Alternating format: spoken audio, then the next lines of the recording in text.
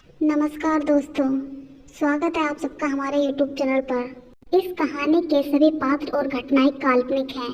यह सिर्फ आपके मनोरंजन के लिए बनाई गई है। अगर तुम मुझसे सच्चा प्यार करते हो तो तुम्हें मेरी हर बात माननी ही पड़ेगी। अगर तुमने मेरी बात मानने से मना किया तो मैं अपनी जान दे दूंगी, फिर तुम मुझे कभी नहीं पा सकोगे। सुमन की इस धमकी से अजय कांप उठा।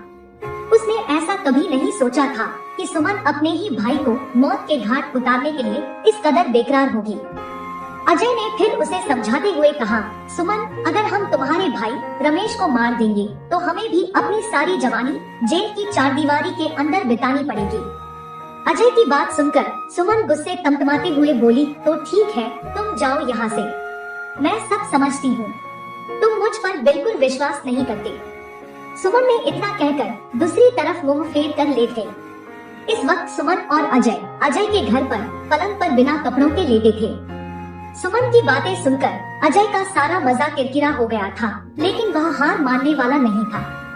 अजय ने बड़े प्यार से सुमन को अपनी ओर घुमाया और चूमने लगा, और फिर जल्दी ही दोनों प्यार की आग में दहकने लगे और एक दूसरे में समा गए। सुमन जब वह 10वीं जमात के इम्तिहान देने शहर के स्कूल गई थी, तभी से वो अजय को चाहती थी। क्योंकि दोनों एक ही जगह के रहने वाले थे, इसलिए उन दोनों की पहचान हो गई थी। जाति का था और सुमन अगली जाति की, इसलिए दोनों के प्यार में परेशानी थी। वे दोनों एक दूसरे की मोहब्बत में इतने खो गए थे कि वक्त का अंदाजा ही नहीं लगा। तकरीबन 4 साल तक वो दोनों लुक छिप कर मिलते रहे। फिर जब एक दिन सुमन ने अपने परिवार वालों को अजय और अपने बीच प्यार और शादी की तमन्ना वाली बात बताई, तो अचानक उसके घर का माहौल खराब हो गया। सुमन की 4 बहनों की शादी हो चुकी थी। वह सबसे छोटी थी। रमेश इन बहनों के बीच अकेला भाई था। उसी ने सुमन के इस प्यार का विरोध किया था। सुमन की माँ काफी बूढ़ी हो चुकी थी। पिताजी की मौत एक हादसे में पहले ही हो चुकी थी। रमेश को पिताजी की जगह क्लर्क की नौकरी मिल चुकी थी। रमेश की शादी हो चुकी थी और वह सुमन का बेहद विरोधी करता था, इसीलिए सुमन अपने भाई रमेश और भाभी शोभा को अपना दुश्मन मानती थी। जब एक दिन रात को सुमन अजय से फोन पर बातें कर रही थी, तभी रमेश ने उसे बातें करते देख कई तमाचे जड़ दिए थे। इतना ही नहीं, सुमन के हाथ से मोबाइल फोन छीनकर उसे बड़ी बहन के घर छोड़ आया था। सुमन अजय को किसी भी कीमत पर छोड़ना नहीं चाहती थी। वही रमेश की जिद थी कि वह सुमन की शादी अजय से कभी नहीं होने देगा। सुमन चाहती थी कि अजय रमेश को जान से मार दे, ताकि उसके प्यार पर कोई पाबंदी लगाने वाला न बचे, लेकिन अजय सुमन की बात मानने को तैयार नहीं था। वह जानता था कि सुमन जो चाहती है वह जुर्म है, लेकिन अजय भी इश्क की चाशनी का स्वाद चख चुका था। लाख मना करने के बाद भी आखिर में वह वही करने को तैयार हो गया जो सुमन चाहती थी। तय समय और तारीख पर अजय को सुमन के फोन का इंतजार था। जब सुमन का फोन आया, तब अजय तुरंत अपने मंसूबों को अंजाम देने चल दिया। सुमन और अजय एक एक कदम सावधानी से आगे बढ़ा रहे थे। शायद इसीलिए जब वे दोनों एक साथ रमेश के कमरे के पास पहुँचे, तो अचानक सुमन ने अजय को हाथ से इशारा करके रोक दिया और अकेले ही उसके कमरे में घुस गई। सुमन ने सबसे पहले कमरे की लाइट जलाई और देखा कि रमेश गहरी नींद में सो गया है या नहीं। जब सुमन को इत्मीनान हो गया कि रमेश गहरी नींद में है, तो उसने अजय को अंदर बुलाया। अजय ने रमेश को चादर में लपेट दिया और जोर से उसका गला दबाने लगा। रमेश छटपटा कर पलंग के नीचे गिर गया, लेकिन जल्दी ही सुमन और अजय ने उस पर काबू पा लिया था। जब उन दोनों को भरोसा हो गया कि रमेश अब जिंदा नहीं है, तभी उन्होंने उसे छोड़ा था। फिर उन दोनों ने रमेश का बिस्तर ठीक किया और दोबारा चादर इस तरह ढक दी जैसे वह गहरी नींद में सो रहा हो। फिर वे दोनों एक दूसरे को बाहों में भरकर चूमने लगे। उस समय सुमन काफी कामुक लग रही थी।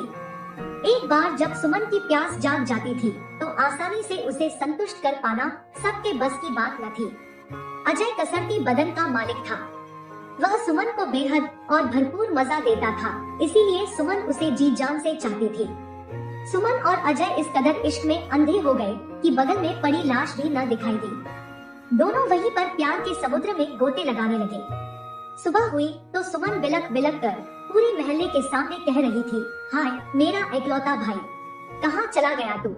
उसने रमेश की मौत को स्वाभाविक मौत मानने पर सबको मजबूर कर दिया था।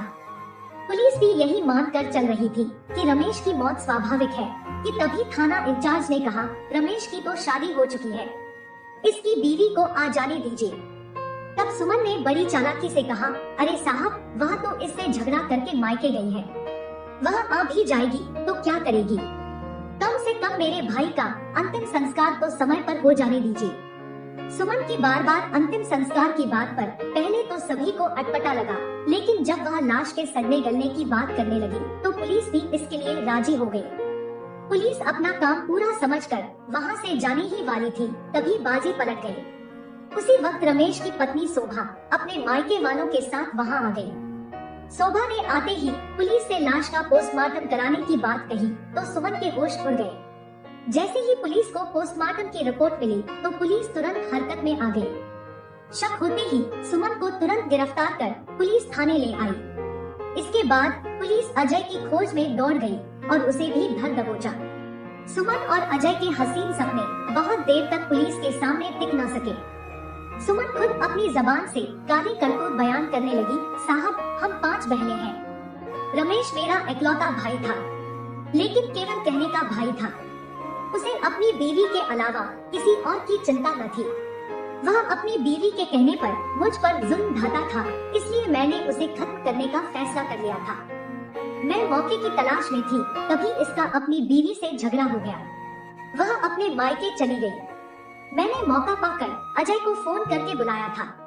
हम दोनों ने रमेश का गला दबाकर उसे मार डाला था। साहब, मैं अजय से प्यार करती हूँ और उसे मैं किसी भी कीमत पर छोड़ना नहीं चाहती थी। सुमन बिना किसी झिझक के अपना बयान दे रही थी। अजय पुलिस के सामने जहाँ फूट फूट कर रो रहा था, वहीं सुमन की आंखों में आंसू का एक भी कतरा नहीं था। उसे अपने हसीन सपनों के लिए भाई की जान लेने का जरा भी दुख नहीं था।